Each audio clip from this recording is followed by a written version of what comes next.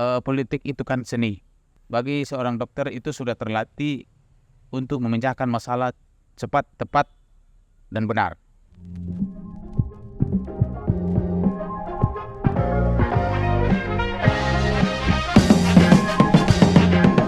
Halo, apa kabar? Selamat kita memali lagu kita Sang Torayan, lain dena Toraya, layora kelu padang membela perantau tungkasana.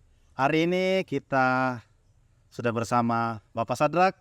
Terima kasih Pak Dokter sudah menyempatkan hadir di tempat ini di tengah kesibukan yang luar biasa. Terima kasih Pak. Terima kasih. Mana kabarnya Bapak? Baik, salam sejahtera untuk kita semua. Shalom. Mungkin bagi orang Toraja pasti kenal dengan Pak Dokter Sadrak, tapi mungkin kita belum tahu bagaimana perjalanan hidup Bapak Dokter Sadrak. Nah, hari ini kita mau tanya-tanya nih. Kira-kira Pak Dokter memang dari kecil ingin jadi dokter atau bagaimana Pak? Ya, jadi dokter itu nanti muncul pada saat saya masuk di SMA dahulu.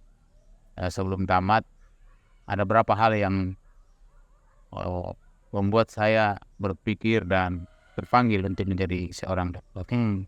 Dan seorang dokter itu melayani dengan hati.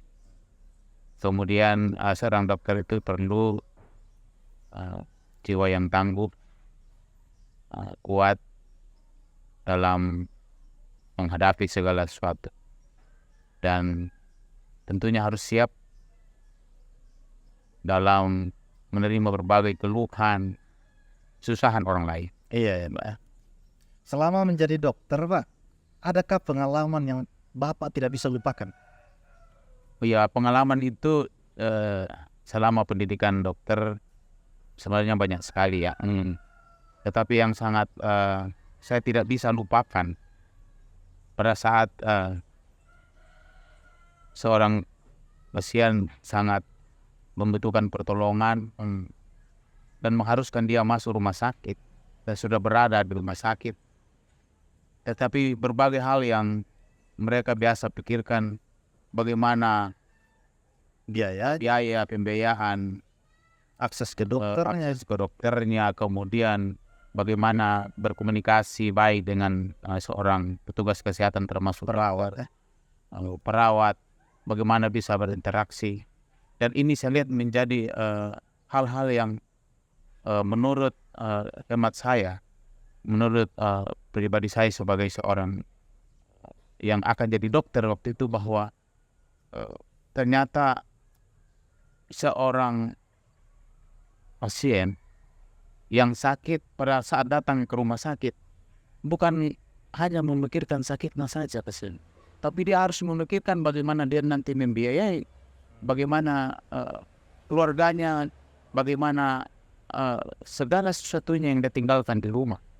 Dan banyak hal itu yang saya lihat menjadi keluhan-keluhan utama para pasien, di mana saya melaksanakan tugas koas waktu itu sebagai seorang dokter muda untuk dipersiapkan menjadi dokter umum. Iya ya. Kadang juga keluarga yang harus menunggu kita yang sakit harus meninggalkan pekerjaannya demi pasien yang ditunggu. Nah, pertanyaan yang mungkin banyak masyarakat tanyakan, khususnya warga Tanah Toraja, adalah kenapa Bapak Dokter mau masuk politik? Iya, politik itu kan seni. Bagi seorang dokter itu sudah terlatih untuk memecahkan masalah cepat, tepat, dan benar. Jadi sinergitas antara profesi dokter dengan seorang politisi yang mau memutuskan yang sangat dibutuhkan adalah mengambil keputusan yang cepat, tepat, dan benar. Ya, seorang dokter kan harus begitu. Iya ya. Ini menyangkut Nyawa. manusia, nyawa. Begitu juga di politik, pemerintahan. Itu harus seperti itu. Kita harus mempunyai pribadi yang bisa bergerak cepat, Tanggap. mengatasi segala sesuatunya, kebutuhan dasar masyarakat, kebutuhan masyarakat. Kita harus bagaimana berpikir, berkolaborasi dengan siapa saja, berkomunikasi, bersinergi dengan siapa saja untuk bisa mengambil keputusan-keputusan yang tepat, pasti, dan betul-betul bisa mensejahterakan masyarakat. Saya penasaran nih Pak, bagaimana Bapak membagi waktu menjadi dokter sekaligus wakil bupati Pak? Sebenarnya waktu itu anugerah Tuhan ya. Waktu itu anugerah Tuhan. Tuhan menganugerahkan waktu itu untuk kita manage waktu itu, bukan waktu yang mengatur kita.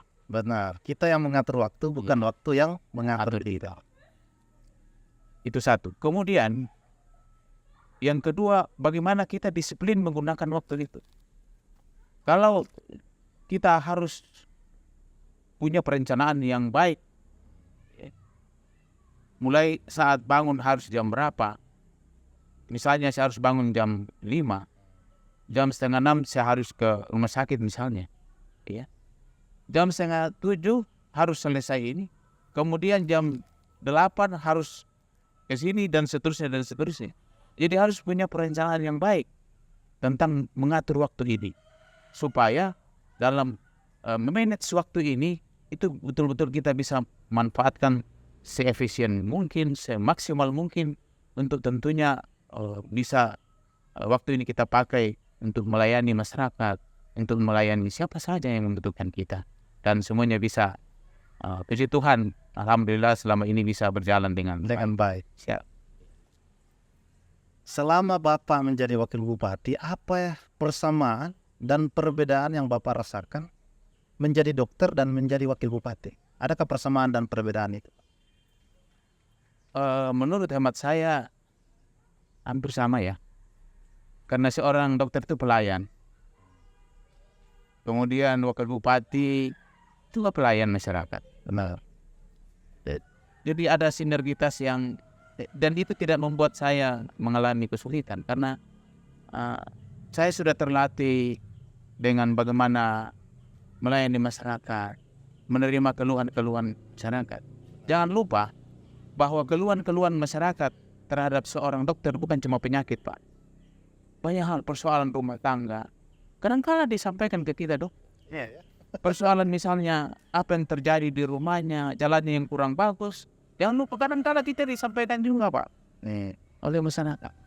Jadi keluhan-keluhan yang diterima seorang dokter sebenarnya dengan seorang saya sebagai wakil bupati ini itu hampir sama. Jadi kalau Abang tadi katakan bahwa apakah Ada perbedaan? Saya kira perbedaannya itu sangat sedikit sekali. lebih ke profesi aja ya. Iya, lebih kepada profesi saja. Tapi intinya sama-sama melayani masyarakat. Ya, betul. Siap. Saya penasaran, sebenarnya Pak Dokter ingin Toraja ini seperti apa? Ya, Toraja ini kan seperti orang sebut kepingan surga kecil di dunia ini. Toraja ini sangat indah, luar biasa. Toraja ini perlu sentuhan-sentuhan dari hati yang tulus. Perlu sentuhan-sentuhan dengan pengabdian yang tulus. Ada satu prinsip yang kita harus pegang untuk Toraja ini. Bahwa apa yang kita berikan untuk Toraja. Jangan berpikir sebaliknya, apa yang Toraja berikan kepada saya. Saya berbahagia. Saya betul-betul merasakan suatu sukacita dilahirkan sebagai orang Toraja. Kita harus bersyukur dilahirkan sebagai orang Toraja. Karena apa? Karena Toraja tadi selain saya sebut tadi sebagai kepingan surga, ini merupakan kita diberikan tanggung jawab oleh Tuhan untuk memelihara bagaimana Toraja ini betul menjadi kebanggaan semua orang, bukan kebanggaan orang Toraja saja. Karena orang Toraja itu kan sepertiga ada di Toraja, tapi 2/3 saudara-saudara kita sebagai perantau di luar itu sangat merindukan Toraja ini menjadi kebanggaan kita terus. Jadi dalam konteks bagaimana kita dalam membangun Toraja ini, kita harus senantiasa bersinergi, bukan pemerintah saja. Apapun profesi, apapun pekerjaan, apapun kegiatan kita, mari kita bersama-sama membangun Toraja yang kita cintai bersama. Karena dengan kolaborasi, dengan kebersamaan, apa yang kita miliki, apa yang Tuhan anugerahkan untuk kita satukan untuk membangun Toraja ini. Saya yakin pasti Toraja ini menjadi kebanggaan oleh siapa saja di dunia ini. Dengan demikian semuanya ini akan membawa kesejahteraan, kebahagiaan dan sukacita bagi Masyarakat dan masyarakat Pak. tanah Toraja secara keseluruhan. Terakhir Pak, apa yang Bapak mau sampaikan kepada masyarakat Toraja, khusus juga kepada para perantau kita di luar sana? Iya, itu yang saya sampaikan tadi. Saya sangat bangga menjadi orang Toraja. Saya juga pernah jadi perantau. Ya, Waktu saya selesai dokter umum, saya pernah kerja di salah satu rumah sakit di Jakarta, di Bogor, Rumah Sakit Palang Merah Indonesia. Di sana saya lihat bahwa apa yang saya peroleh, ilmu, kemudian berbagai yang saya peroleh, itu selalu ada kerinduan bahwa ini saya mau bawa ke Toraja. Dan saya sangat yakin bahwa saudara-saudara kita yang ada sebagai perantau di luar, saya sangat yakin bahwa saudara-saudara kita sangat rindu membawa sesuatu ke Toraja. ke Toraja, ingin memperbaiki Toraja. Dan ini saatnya untuk kita. Kalau bukan sekarang, kapan lagi? Tuhan sudah anugerahkan segala sesuatunya bagi kita. Mari kita sekali lagi, mari kita sama-sama membangun Toraja sesuai dengan apa yang Tuhan anugerahkan. Berkat apa saja yang Tuhan anugerahkan untuk kita semua. Demi Toraja yang kita cintai bersama. Jadi mari kita bangun Toraja demi masyarakat yang lebih baik. Semoga Toraja ke depan semakin diakui oleh dunia. Oke, terima kasih sudah menonton video ini. Kita akan lanjut di podcast berikutnya. Nantikan terus di Satria Tanah Toraja. Bersama apa?